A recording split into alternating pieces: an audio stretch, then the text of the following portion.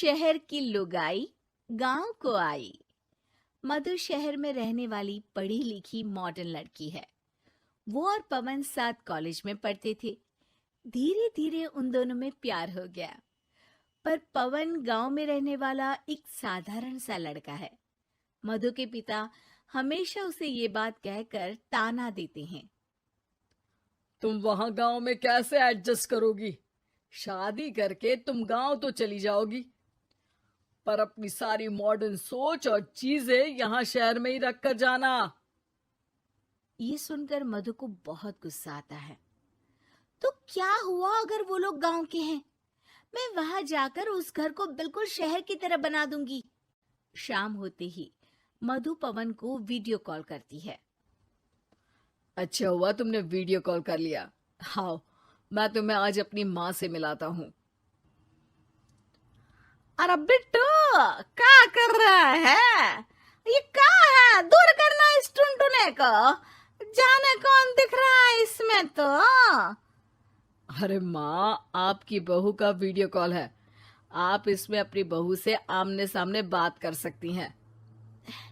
नमस्ते माँ जी, कैसी हैं आप? अरे जका, ये बहू ने अपने कानों में क्या लगाया है? जो कैसे झुमके हैं? झुमके नहीं माँ जी, इन्हें ईयरफोन्स कहते हैं। इससे सामने वाले की आवाज और अच्छे से आती है। मैं आपको भी ला कर दूंगी। अरे नहीं नहीं, हमें नहीं ना चाहिए। हमारा कान बिल्कुल ठीक है। हाँ। माँ जी की ये बातें सुनकर मधु को अपने पिता की बातें याद आ जाती है और वो उसी वक्त ये ठान लेती है कि वो अपने ससुराल को एकदम मॉडर्न ससुराल बनाकर रहेगी। कुछ दिन बीत जाते हैं। पवन और मधु की शादी हो चुकी है। आज मधु का अपने ससुराल में पहला दिन है। माँ जी, मैं आपके लिए एक तोहफा लाई हूँ। अरे इतना बड़ा तोहफा! अरे क्या लाई है रे इस बड़े से बक्से में? मधु बॉक्स खोलती है। ये क्या है? ये वैक्यूम क्लीनर है। मैंने आपको झाड़ू लगाते हुए देखा तो सोचा अब आपका काम आसान हो जाएगा। अरे वाह बहू वाह, तूने मुझे झाड़ू लगाते हुए देखा तो तू मेरा हाथ से झाड़ू लेकर खुद भी तो लगा सकती थी ना। पर नहीं, तूने तुझे मशीन लाकर मेरे हाथ में दे दी कि यह काम हमेशा मैं ही करूं। ये आजकल की शहरी छोरियां बिल्कुल नहीं बदलेगी। मधु को मन ही मन गुस्सा आता है, पर फिर भी अपना गुस्सा भूलकर मधु माजी को वैक्यूम क्लीनर इस्तेमाल करना सिखाती है। अगले दिन मधु सुबह उठती है तो ये आंगन में से कैसी आवाजें आ रही हैं?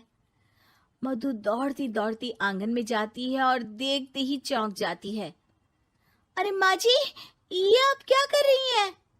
और वो कहा है ना, सुबह मैं जब कुएं से पानी निकाल रही थी तो मेरे कान की बाली उसमें गिर गई थी।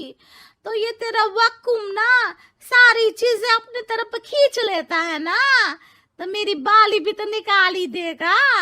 उसी की कोशिश कर रही हूँ, पर न जाने क्यों अब ये चालू ही नहीं हो रही तेरी मशीन। अब वो चालू होगी भी नहीं। पर अब कुएं में से पानी निकाल क्यों रही थी? अरे कमाल करती हो ना बहू। पीने के लिए पानी क्या तेरे मायके से लाऊं मैं? अरे कुएं से ही तो निकालना पड़ता है। हाँ, पीने के लिए पानी, और वो भी कुएं से।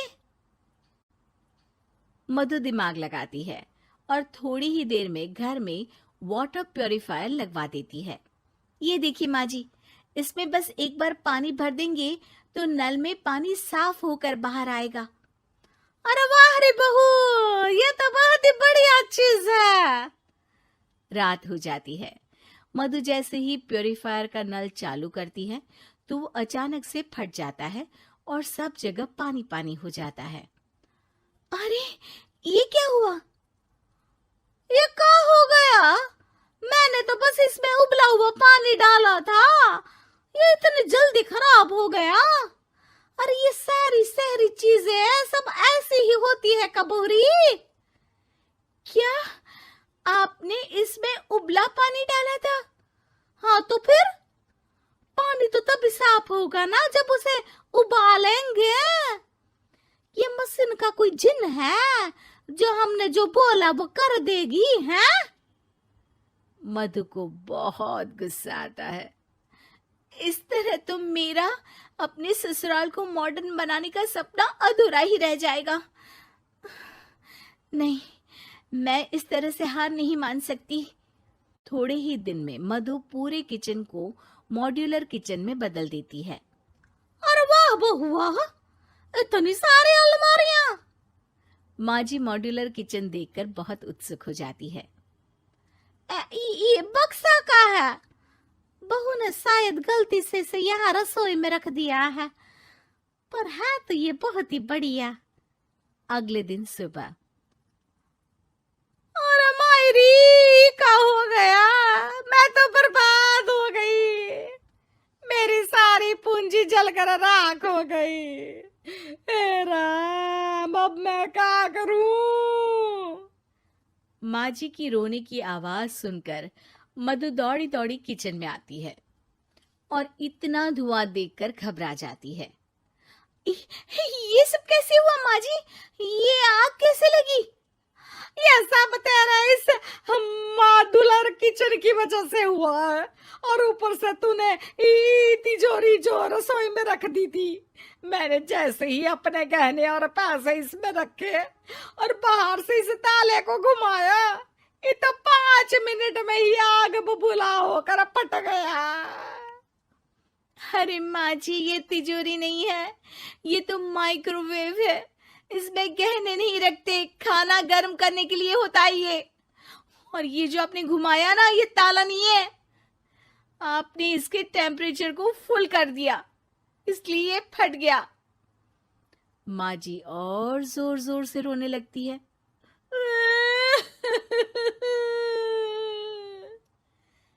मधु सर पीट लेती है और कसम खाती है कि अब ससुराल को मॉडर्न बनाने की कोई कोशिश नहीं करेगी। मुझे माफ कर दीजिए माँ जी, आप जैसी हैं वैसी ही ठीक है। मधु को अपने पिता की कही बात याद आ जाती है और मधु वापस घर और किचन को पहले जैसा ही कर देती है।